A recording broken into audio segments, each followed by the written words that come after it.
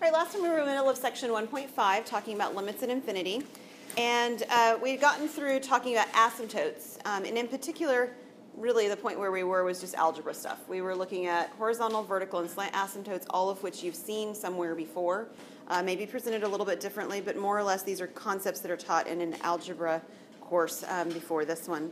So what we're going to move into is we're going to move into how that connects with what we've been doing with limits. And some of those connections we've already sort of alluded to as we've talked. But Theorem 5.1 says, for any rational number, t greater than 0, if you have the limit as x approaches positive or negative infinity of 1 over x to the t, that equals 0. It says, for the case when you have x approaching negative infinity, we assume that t equals p over q, where q is odd.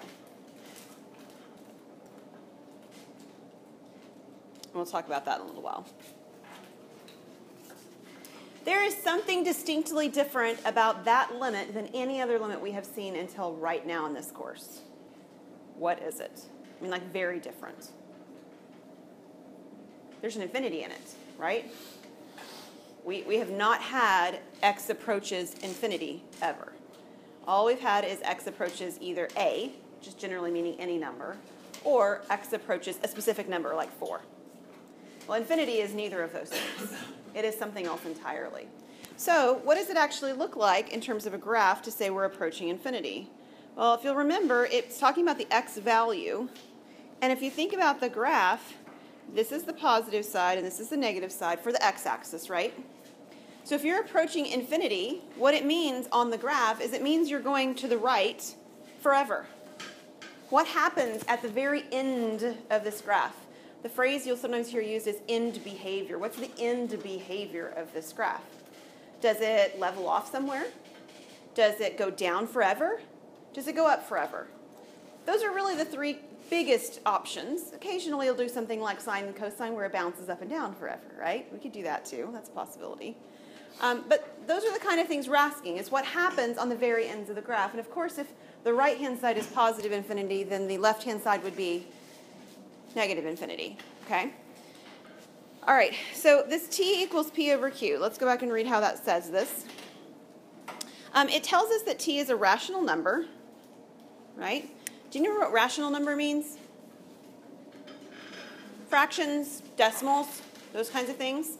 In particular, it means it is able to be written in a fraction form. Okay, so even if it's like a repeating decimal, we could write a repeating decimal of, say, 0.33333. You could do that, and you can write it as 1 over 3.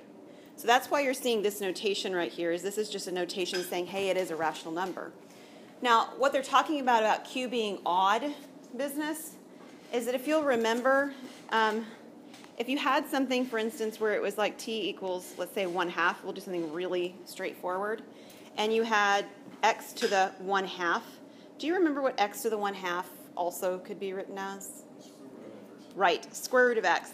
So what we're trying to avoid is we're trying to avoid having an even root, because if you have an even root, we talked about this before, you can only have positive numbers underneath the radical, right? So all this is saying is that if we're actually going to be approaching negative infinity, the left-hand side of the graph, we can't have an even root. That is really all that last sentence is saying. That's it. Is that if we're dealing with something that really doesn't have the negative values at all, it doesn't make sense to talk about going to negative infinity. Okay? All right, Theorem 5.2 talks about polynomials. We've encountered polynomials before, but again, now we're thinking about them from the point of the end behavior. All right, so this notation, p sub n equals a sub n, x to the n, and so forth.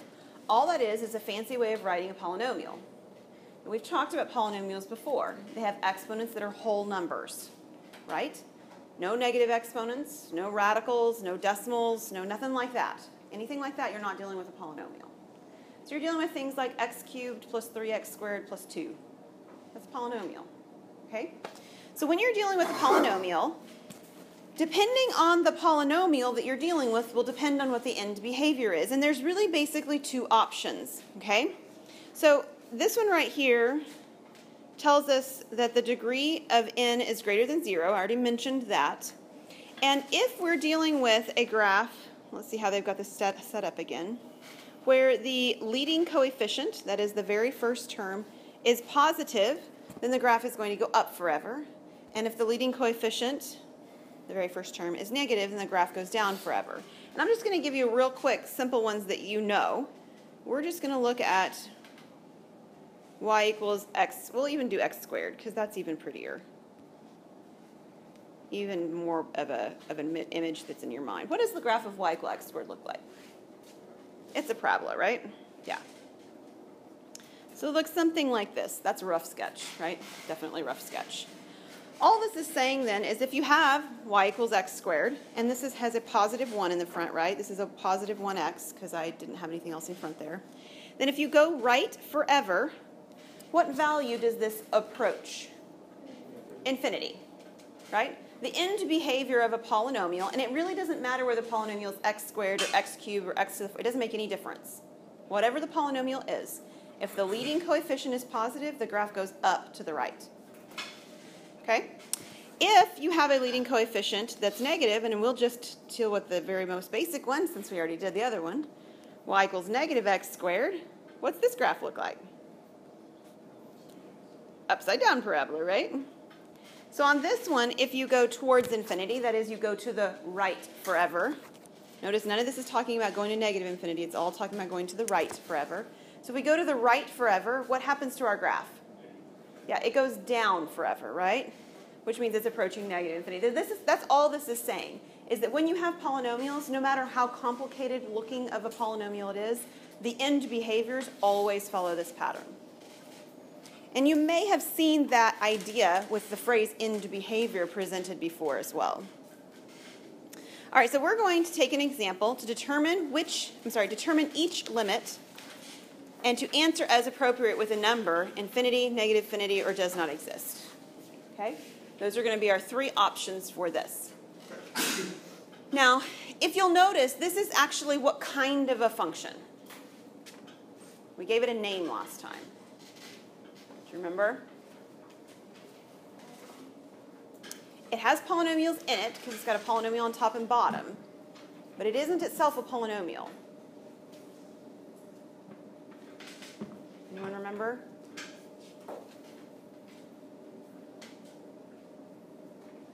It's called a rational function. Rational is the word ratio, right? It's a ratio. It compares the top to the bottom, a ratio.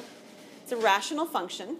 So if you flip back in your packet of papers, take a look on the very first page, towards the bottom it says, finding vertical asymptotes for rational functions, finding horizontal asymptotes for rational functions. Rational functions are these fractional kind of functions where it looks like a polynomial on top and a polynomial on bottom. This is a rational function. All right, so since this is a rational function, you might want to keep that front page sort of at your fingertips. It's a rational function, which means that whatever it is that it's approaching onto the end of the graph. Okay, so we've got a graph doing something, and it probably has some vertical asymptotes in there. It may have a hole in the graph, but absolutely none of the vertical asymptotes or holes in the graph relate to this particular question. This question of finding the limit as x approaches infinity means what happens over here on the right-hand side of the graph, right? Well, if you think about rational functions, and you think about what's happening at the end behavior of the graph, this is the same question as asking, what is the horizontal asymptote? Because that's what a horizontal asymptote is. A horizontal asymptote says, what happens on the ends of the graph?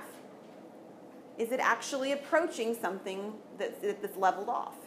And if it has a horizontal asymptote, then the answer is yes, and it's whatever that number is. If it doesn't have a horizontal asymptote, the answer is going to be no, and then we have to look more carefully and decide if it's going to infinity or negative infinity. Everybody with me so far? So, taking a look at this one, using the facts that we learned last time or were reminded of last time, what is the horizontal asymptote for this graph? It's what? Yeah, it's y equals, remember that part? Remember the y equals? Y equals 2 over 4 or 1/2 if we reduce. So my horizontal asymptote is y equal 1/2. Well, what does that mean in terms of the picture of the graph? Well, it means that over here on the graph, something is approaching a asymptote. In fact, let me write it in here.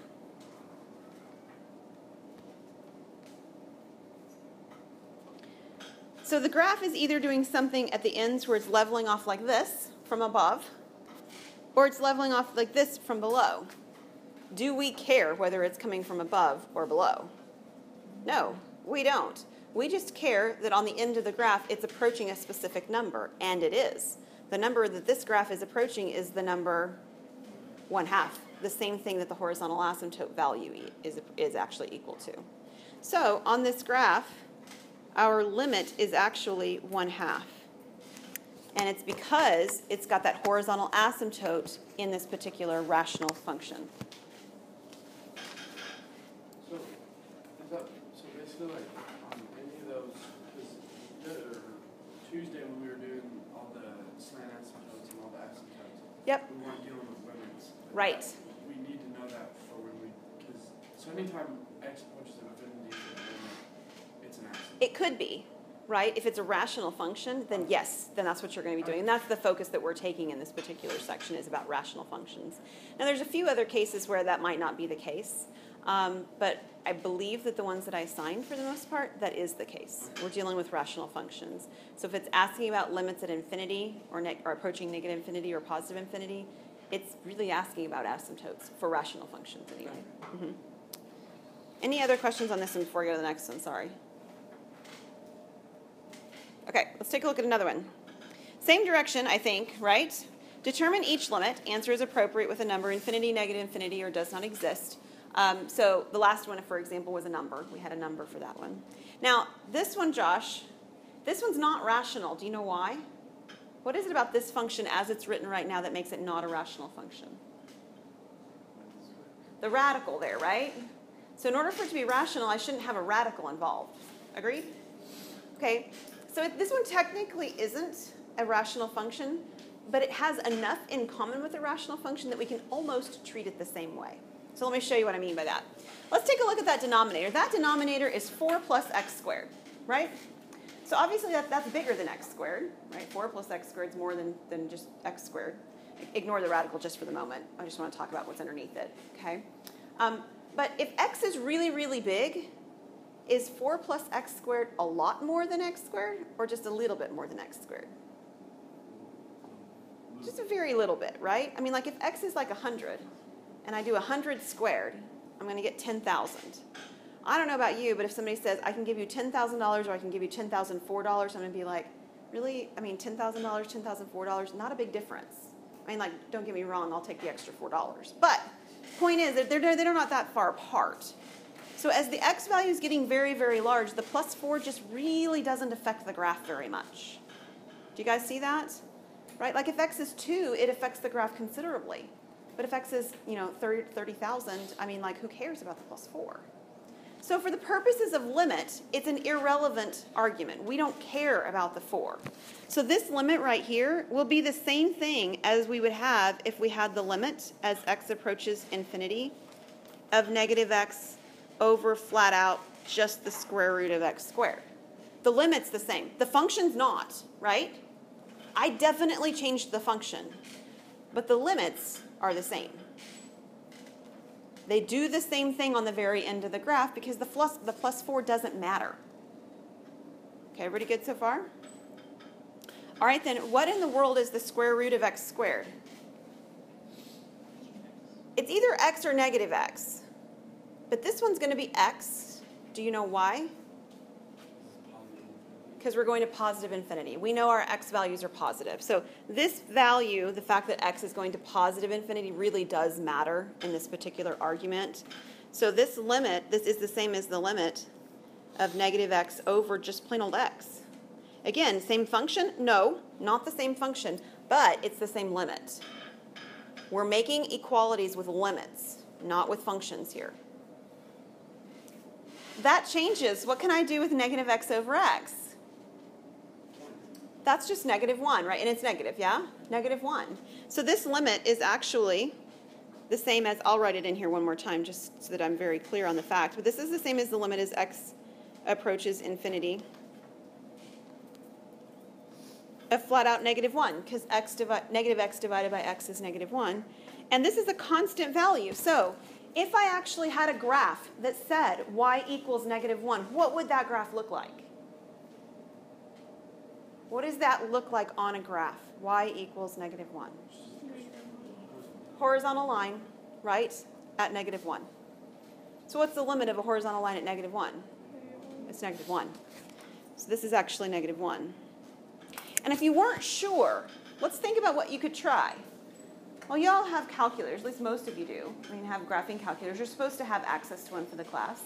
So if you actually wanted to graph this thing or look at a table of values, you could put the original equation in, right? You'd be a little careful how you insert it, but you could put that in your calculator. And you could look at a graph, and you could just scroll to the right, a long way, right? Just keep doing that trace over button. Or you can make your window really wide, so where your window, instead of stopping at 10, goes to like 500. And you could see that it actually is at that, leveling off at that y equals negative 1 value. The other thing you could do is you could look at your table and you could put in values for x that get bigger and bigger. Like, let's see what happens. What happens when x is 10? What happens when x is 100? What happens when x is 1,000? Eventually, your calculator will freak out and it won't even give you a decimal that's close to negative 1 anymore. It'll just tell you negative 1 because it can't get any more accurate because it only has so many decimal places in its memory bank as well. So using your calculator to verify some of these things works really well, especially if you're feeling a little bit uncertain and it's an even problem and you can't check it. Okay? Any question on this one? All right, I think there's one more, right? Oh, yes. Not only is there one more, but there's one more that involves sine. Isn't that fun? Okay, it says determine each limit, again, same directions. Decide if it's a number, infinity, negative infinity, or does not exist. So let's ignore, not forever, but ignore for the moment the sine function. If sine x weren't there, if I could cover it up, and I just had 2x squared over x squared plus 4, if I had that going on in my problem, what kind of function would I have? Rational. And what would its limit be then? 2, because it's a ratio of the leading coefficients since the degrees are the same, right? Okay, so without the sine in the problem, this one would have a limit of 2. Now let's talk about the graph and what you remember about sine from a trig or a pre-calculus course that you've had. What in the world does the graph of sine look like? This, right? It's a wave pattern. How far up and down does it go? Good, you guys got some good remembrances of sine. Fabulous. It goes up and down between positive and negative 1. So it's just bouncing up and down, right? So what do you think is going to happen on this graph? I'm totally asking you to guess about something that you haven't seen. So it's fine if you're not right. It's like the limit when your hand goes x squared. So I agree with you that it's going to bounce up and down. What did you have an idea of, Hill? Well, depends on x squared. You think the limit will have more to do with the x squared?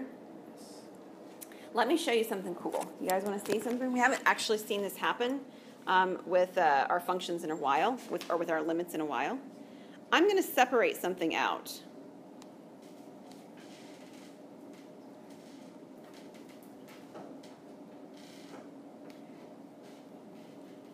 Okay. So first of all, like, that's fine, right? I didn't really do anything. I just wrote it with it as multiplication beside it.